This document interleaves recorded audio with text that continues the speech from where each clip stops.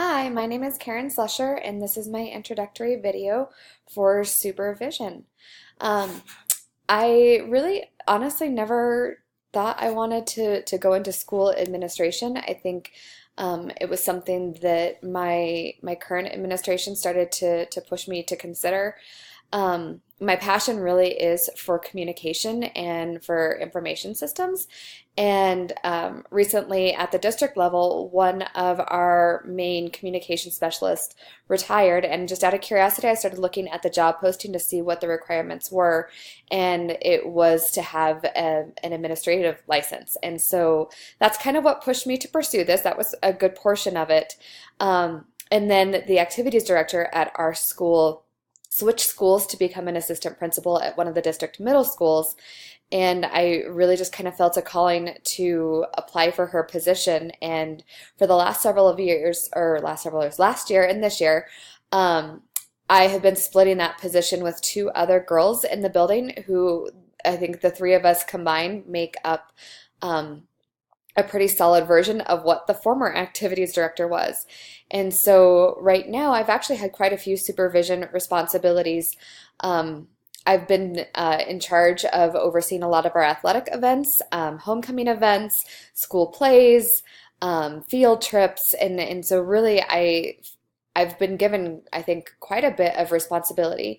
I became part of a department committee meeting, and so about once or twice a month I sit in with all of the department chairs in the school and work with them on making instructional decisions for the school. I also sat on the administrative leadership team meeting weekly, and so 2 hours every week for the last school year.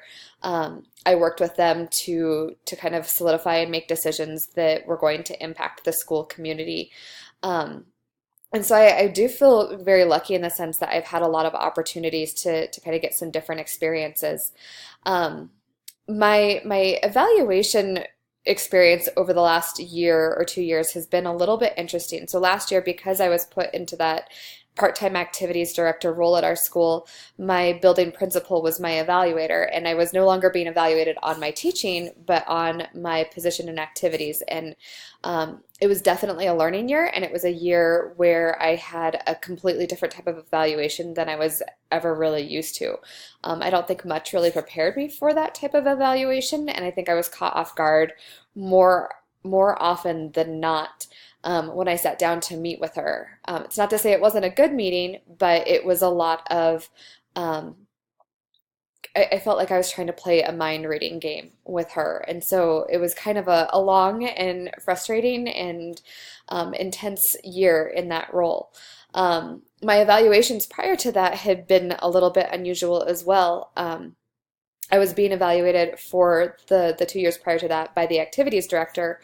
And I think a lot of what she did with me was just kind of let me go. And she'd come in and evaluate me frequently, and she'd often make comments or notes. And I think just because the nature of my classes were so different, it was a slightly different experience for her too. And so I felt like the evaluations never really gave me much to go with, especially since Colorado changed their evaluation process, and every single teacher is evaluated every single year.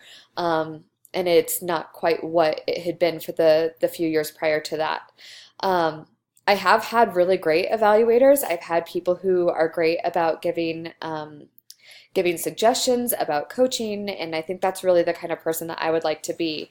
And this last June, I actually took a district course on cognitive coaching. And so I really wanted to learn more of that and to be that kind of evaluator when I'm actually given the chance to go in and do formal observations. I really am kind of interested just to see where this pushes me after I complete the process, and if this is something that I'm going to kind of continue to do, or if my path really is going to lead me more into that director of communications for the district position. So that's where I am.